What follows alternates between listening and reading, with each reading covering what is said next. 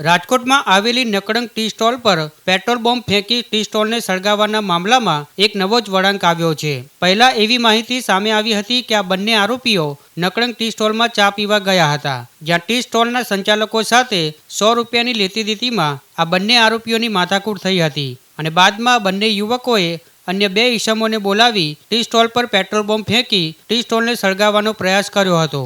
બાદમાં પોલીસે આ બંને આરોપીઓ ચિરાગ બાવાજી અને જયદેવ રામાવતની અટકાયત કરી હતી અને તેમને સાથે રાખી પોલીસે ઘટનાનું રિકન્સ્ટ્રક્શન કરાવ્યું હતું। પણ હવે એ માહિતી સામે આવી છે કે પેટ્રોલ બોમ્બ ફેંકનાર આ બંને આરોપીઓને પહેલા ટી સ્ટોલ સંચાલકોએ લોખંડના પાઇપ અને ઢીકાપાટું વડે માર માર્યો હતો, જેના સીસીટીવી સામે આવ્યા છે, જેમાં ટી સ્ટોલ સંચાલકો પાઇપ વડે માર મારતા નજરે પડી રહ્યા છે। ત્યારે પોલીસે નકળંગ ટી સ્ટોલના સંચાલક મુન્નાભાઈ ભરવાડ અને સાહિલ ભરવાડ વિરુદ્ધ મારામારી, મદદગારી તેમજ જાનથી મારી નાખવાની ધમકી સહિતની કલમ હેઠળ ગુનો નોંધ્યો છે।